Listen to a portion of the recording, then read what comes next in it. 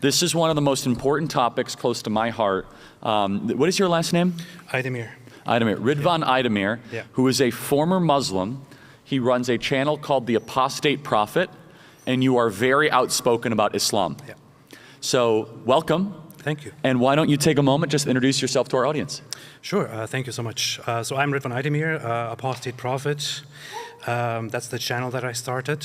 I'm a former Muslim, was born in Germany, of Turkish, very religious Muslim parents. Now live here in America. Was an atheist for like 10 years or so, and have recently become a Christian. So.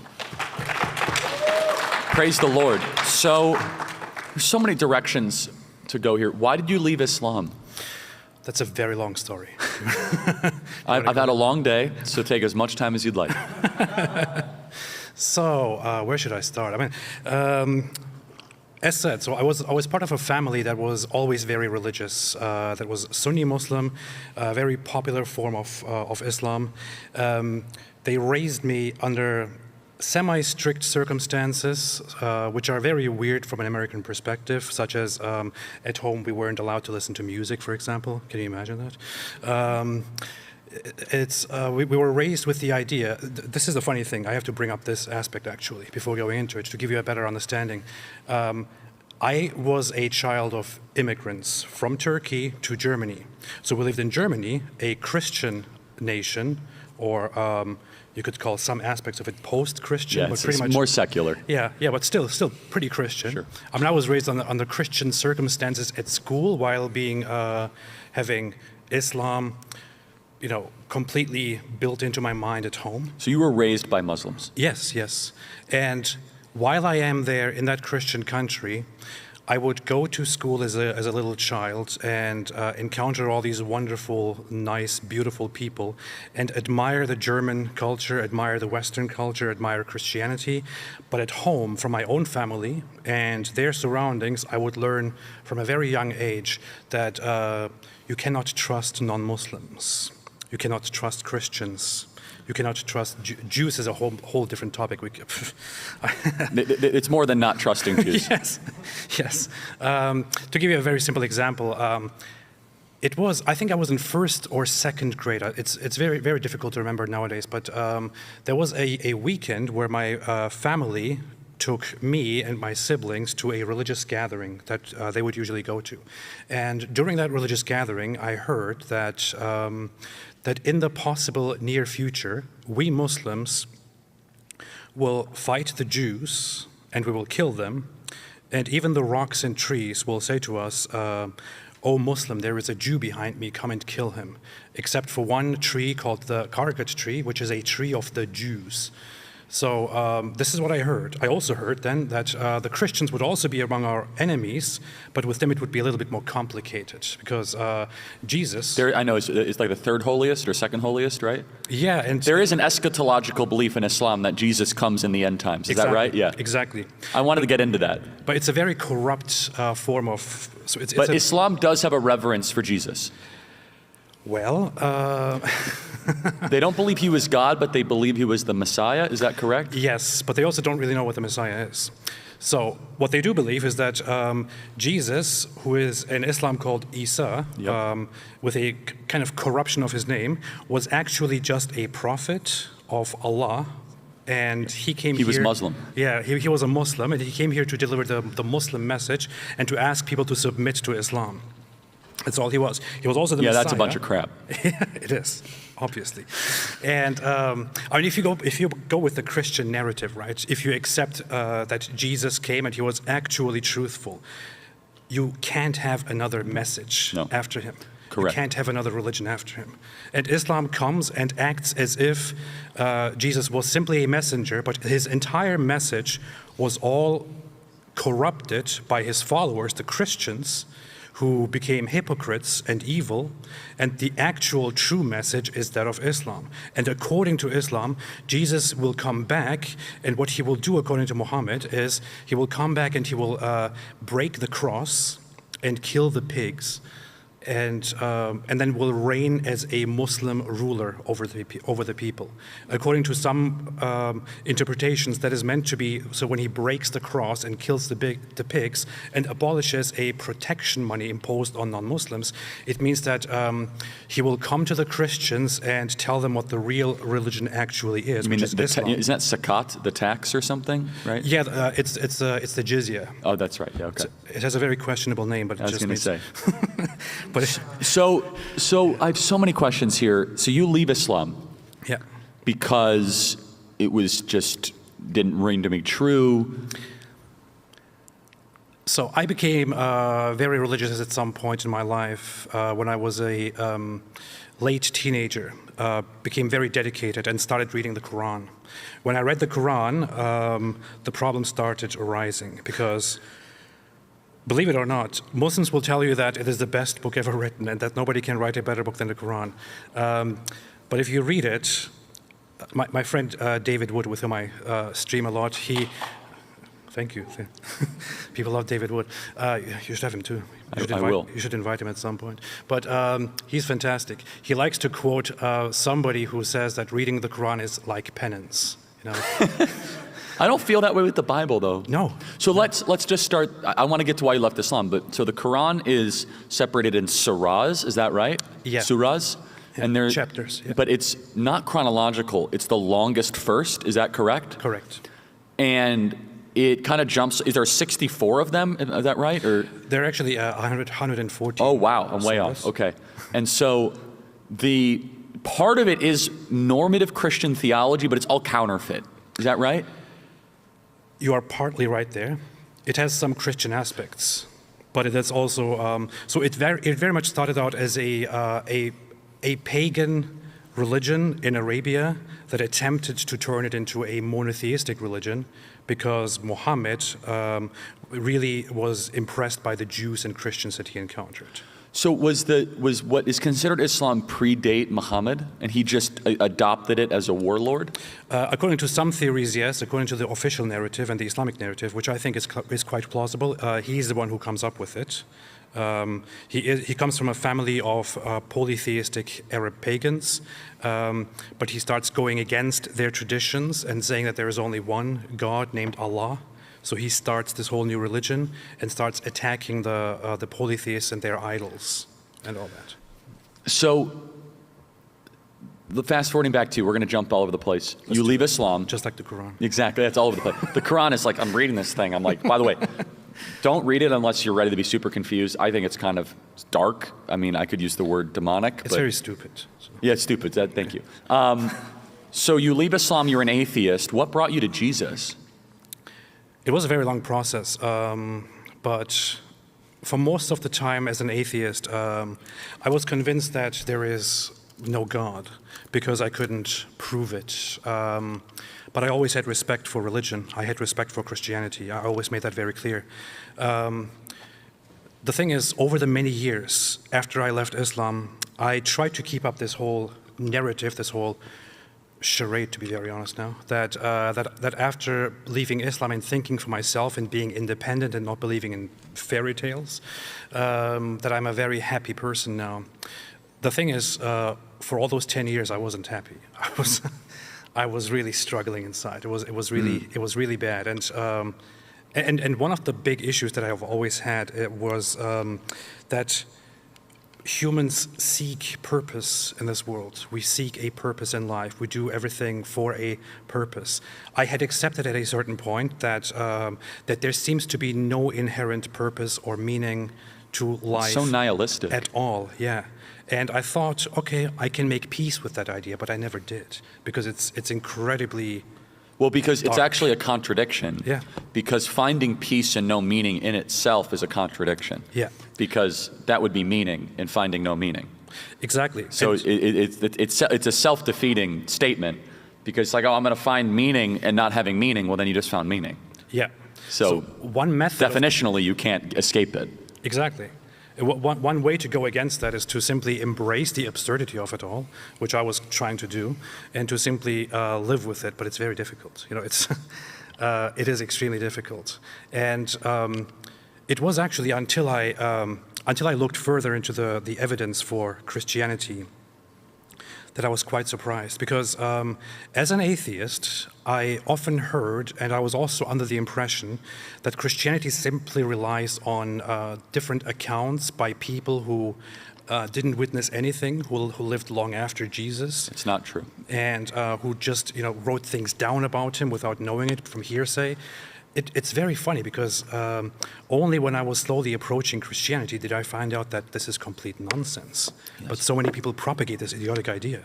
Oh yeah, I mean, and Luke, for example, was a first-class historian. Yeah. I mean, he was a historian of the first order who wrote most of the New Testament, and he was paid. Theophilus paid him to go research this stuff and be like, find out who this Jesus guy is, and he wrote basically a definitive documentary. He wrote Luke and Acts. That's all written by Luke. And he basically said, oh, Theophilus means lover of God. Here's what I learned, right? And by the way, it's completely consistent with the other Gospels. And so that led you to Jesus. Yeah, it was also about Paul. So at that point, I was seeking religion, but I was exploring other religions. I was exploring, for example, Judaism, which I still have a lot of respect for, and try to figure out and understand and all that. But in the middle of that, at that point, I was like, I thought, okay, I like religion, but I don't want to go into the direction of Christianity. It's very funny. One day, my wife, who actually went into the direction of Christianity before me, asked me to read something in Romans, just one little section about how Paul says, I can do nothing of my own, and yes. It is all God. So I started reading that, and it kind of, originally I accepted it and decided to read part of it because I thought, okay, she's asking me, I guess I'll just do it. Then I sat down and started reading it, and I was fascinated by it. So I started reading, I read the entire thing, all of Romans. And then I started looking into how Paul came to his conclusions. Yes. And suddenly it turns out that everything I have been told about the witness accounts and about what Paul did and wrote is all a lie, because the historical account very clearly is that he directly met and spent so much time with the disciples of Jesus That's himself. Exactly right. And with the apostles. He didn't do anything on his own. He did it all together with those who were directly in the presence of Jesus, who saw all the things that Jesus did and said, who witnessed miracles. They have it confirmed to each other that hundreds of people witnessed the miracles that are recorded in this book that we now call the New Testament, in the Gospels. And just going into that, I felt a little bit betrayed, because I thought for 10 years now, I was a skeptic, and I learned that, I'm supposed to trust only first-hand evidence, absolute, empiricist and all that. And then I found out that I have been completely lied to about all the evidence when it comes to Christianity. It is the most robust, historically verified faith, period. Absolutely. It's not even, everything else is a lie. Judaism's not a lie, it's just incomplete, okay? Yeah. It's just half the story. But nothing else exists like it, period, especially from a historical text standpoint. And so for you, it's so interesting. So your path to Jesus was mostly through the mind, not through the heart. It was both, I would say. If it wasn't the heart, it wouldn't have been real. Yeah. And but your reason led you towards Christ, and that's okay. Everyone has a different path. I'm actually very happy to say that this is very funny, because as a skeptic, as an atheist, it was very important to me to always give people the impression that everything I do is based completely on reason, yes. and logic and evidence and all that. However, the way I felt about Christianity once I started reading also had a great impact, and I found peace. I don't want to make a comparison now to Judaism, for example, but I looked into Judaism, and I was very interested in it. I had lots of admiration for it, lots of love for it, but I tried the Jewish prayers, for example, and something felt incomplete for me. Incomplete is the word. Yeah, and this is not a diss for Judaism, but once I started reading the New Testament, and I actually did my first prayer the Christian way, it was very moving. It brought something back that I felt had died within me so many decades ago, and it is still there. When I first went to church, I was quite overwhelmed, and I have been. Are you Orthodox? Yes, or, yeah. yes, Orthodox. Eastern Orthodox. It's a beautiful faith. Yes, yes. The divine liturgy. Oh, it really is. As it's called. What I love about Orthodox, actually, I have an Orthodox priest. Is that the right term? Or Yeah. clergy coming on my show on Tuesday, and I'm going to ask him. It's not. I mean, I'm evangelical, but I love, and correct me if I'm wrong. In Orthodox, you're very careful. You're more clear about what God is not than what God is. Is that correct? Precisely.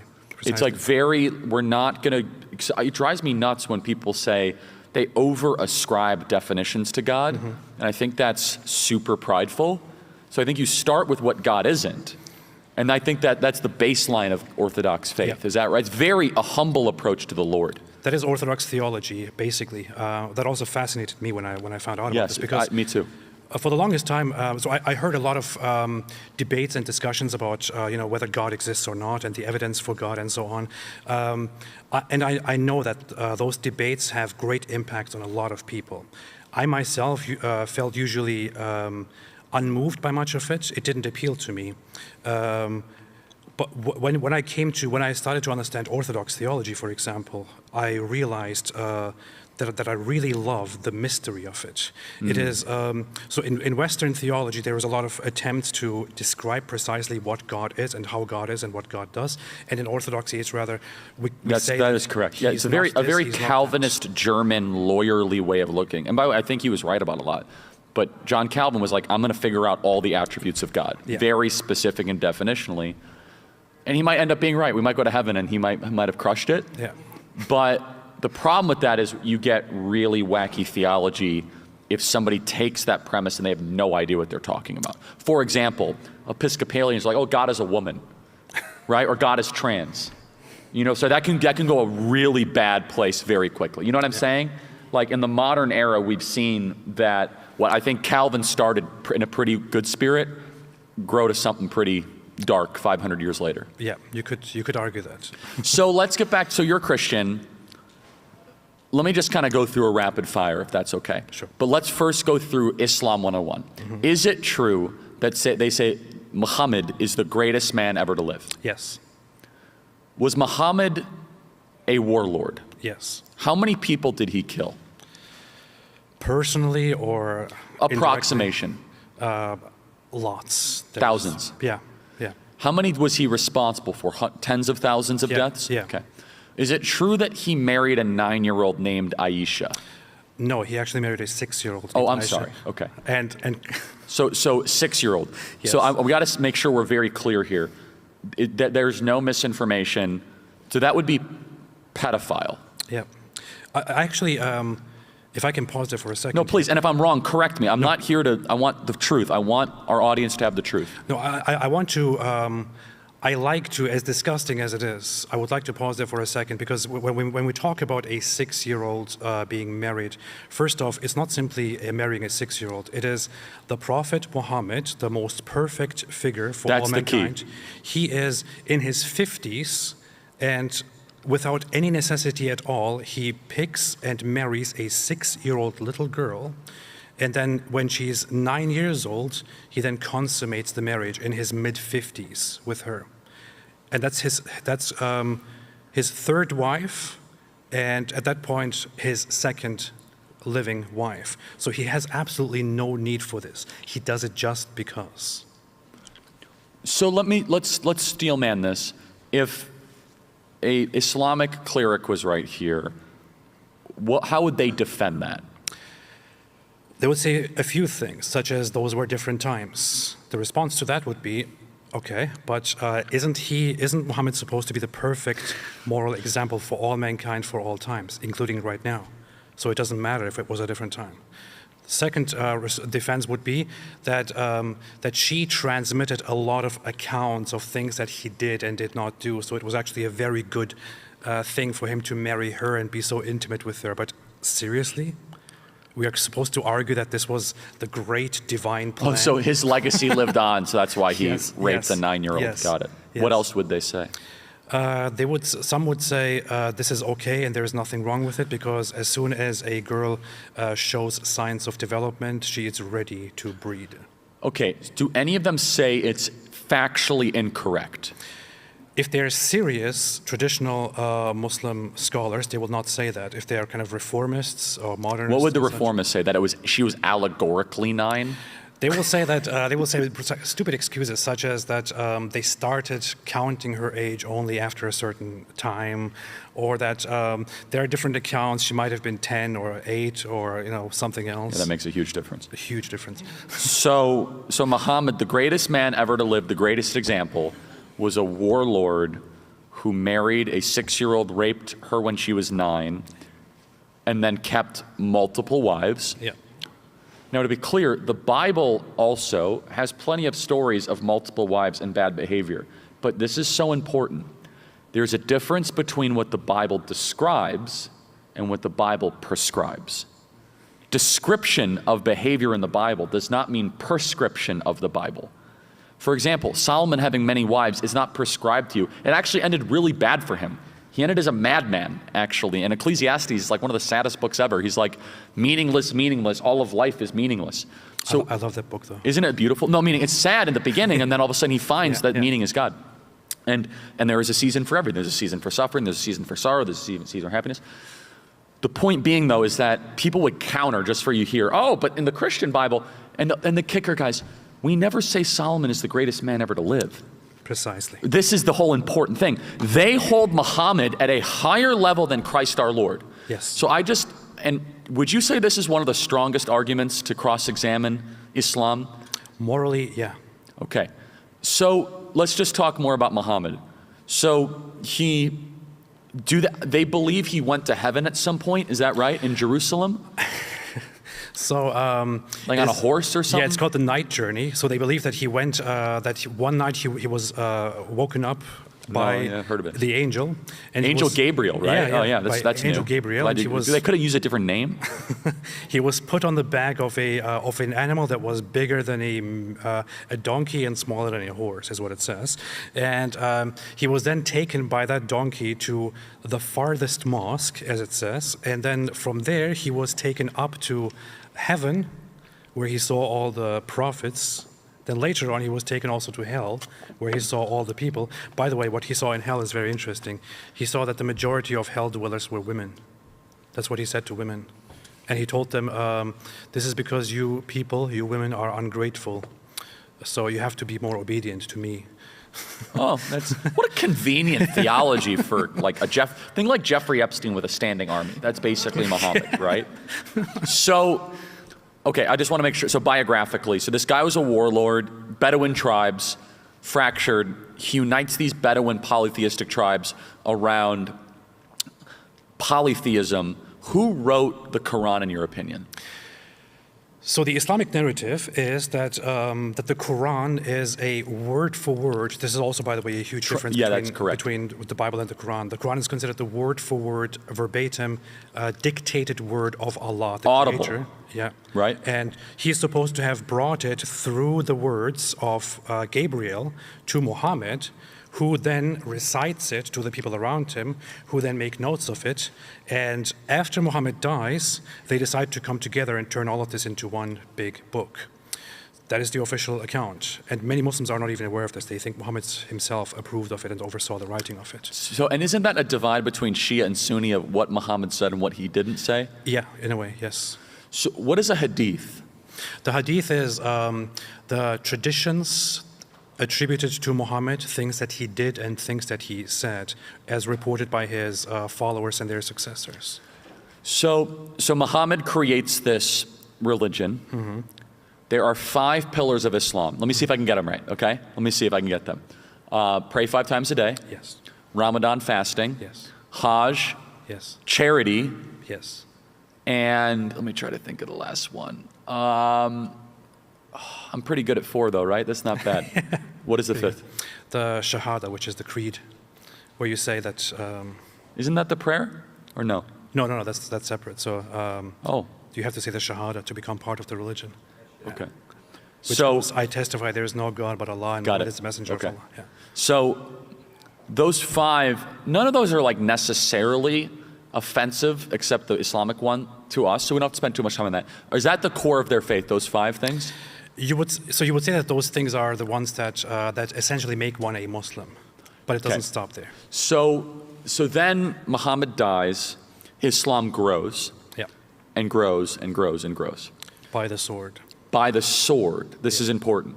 So how did it grow? Did it grow through conversion and love, or did it grow through conquest? This is actually one of the biggest differences between Christianity and Islam, which I think is a very important point to stand on here.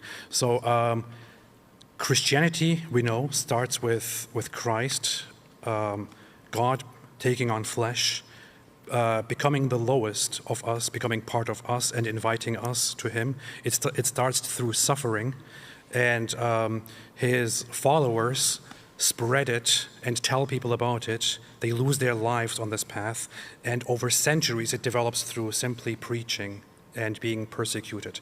Islam starts very differently. Muhammad starts out there in Mecca, then goes to Medina and starts his Islamic state, from which he then begins raiding and attacking others, and from then on his successors, once he dies, take over that exact same attitude and start spreading Islam by attacking everyone left and right. And most of the Muslim territories in today's time are a result of violent conquests. That's right. Because there's actually a very good quote that I love to bring up by Ibn Khaldun, who was a medieval Muslim scholar, very much respected. And he wrote in a work called Muqaddimah, he wrote that the great difference between Judaism, Christianity, and Islam is that Islam is the only religion that has a truly universal mission, and the leader of Islam, the caliph, is supposed to be the one who is both the religious leader and also the military leader and the state leader, who has the duty to spread the religion by will or by force. This is Islam, and that's how it spreads. Does it say in the Quran that you should take multiple wives?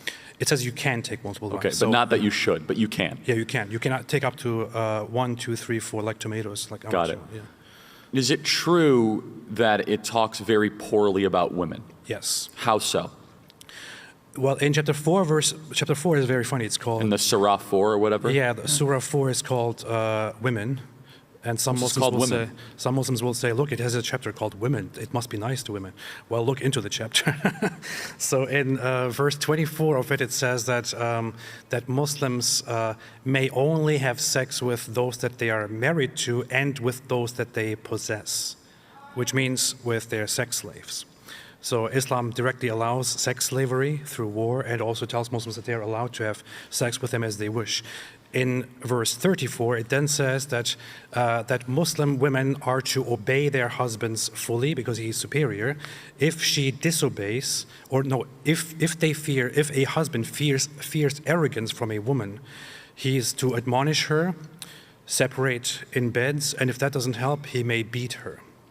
And according to Muhammad's own companions, according to Muhammad's own child bride, Aisha, she said that she didn't see any other women who were suffering as much as the Muslim women. One day a woman comes in and her skin is greener than the green clothes that she's wearing.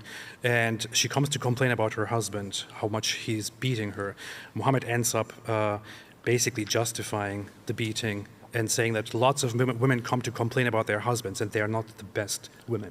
And this is Islam's legacy. So the Quran directly allows Muslims to beat their wives and describes them as lesser beings. And you can still see this very much unfold and manifest in Muslim society. Is it true it says to convert or kill? Yes, there is another option. So chapter 9, verse 29. Tax, right? Yeah. It says, Which is that, what's the word you said? Jizya. Yeah.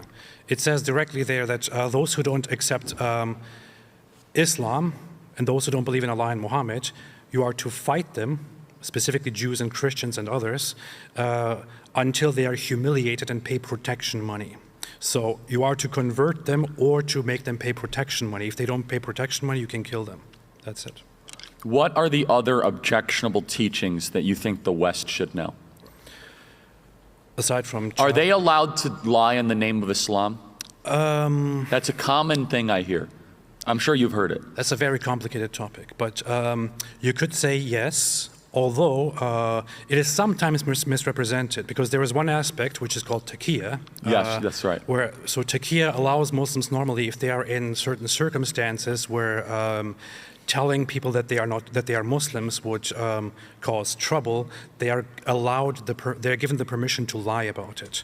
But that's not the only aspect where they are allowed to lie. So sometimes people think taqiyya means that they are all allowed to lie, but in general, without giving it a name, the Quran authorizes Muslims to simply speak half the truth, basically, in giving responses, and to always speak in whatever way Islam benefits. And Muslims are allowed by Muhammad to deceive the enemies of Islam. And enemies of Islam are all those that are not Muslims. So Islam is rapidly taking over the West. Yes. Is that by accident or by design? You could say that it is by design, but then we have to have a discussion about... Who's the designer? Yeah, who's the designer? What kind of designer? Well, let me put it this way. Is the Muslim world thrilled they're taking over the West? Yes, absolutely. When I was a child in Germany, when I was a teenager, I repeatedly heard that it's a fantastic thing that we are taking over, that our numbers are growing. And you could now say, okay, this is just something that you yourself heard, but it's not just me. Today I still hear the same thing. In fact, this is the main reason why I decided to speak out, because after I left Islam, I had horrible deception and basically, oppression of my mind behind me. I wanted to get away from it, but I look into the world and I see people saying stuff like Islam is misunderstood. It's a religion of peace. It's not a religion of peace. It is not a religion that wants to coexist with you. We have today in the UK, in many other countries, we have Muslims preachers openly saying that the vision of Muslims should be to take over Western nations, that the numbers should be growing. There should be more politicians involved in the public, in the UK, in Canada, in Australia. Gladly, we are not at that stage in America, but we have to act quickly unless we want to also get into those situations, because it is a duty of Muslims to establish Islam as a governing force wherever they are, or to leave. They don't want to leave. Do they believe in separation of mosque and state? No, they don't.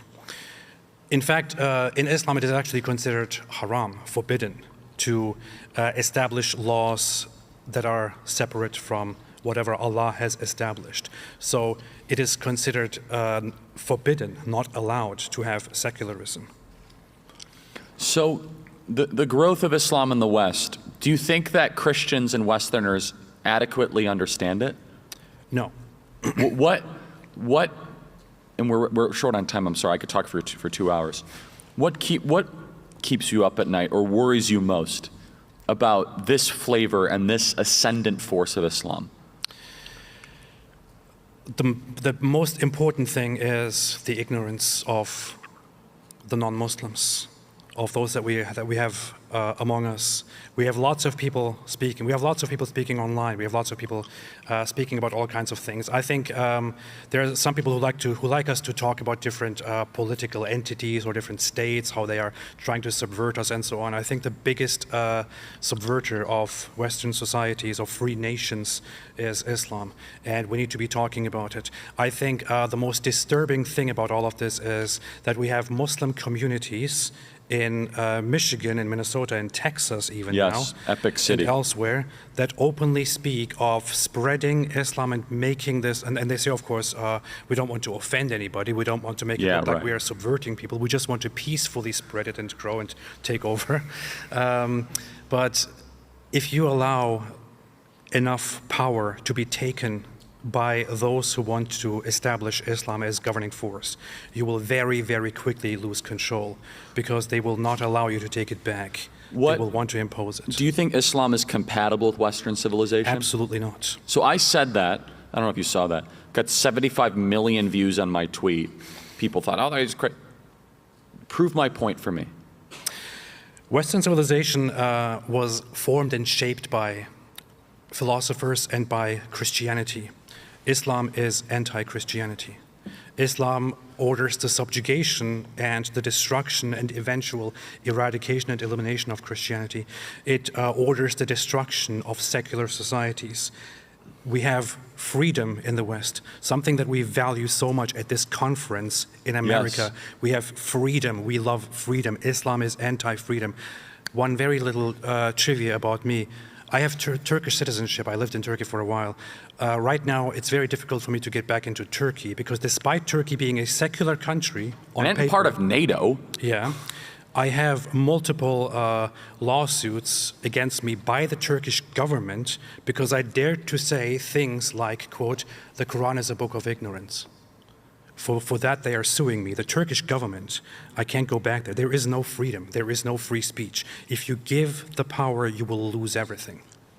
And so, just really quick to capstone that, Islam being incompatible with Western civilization, but they'll say there's peaceful Muslims, and what would you say is what should the Western approach to Islam be?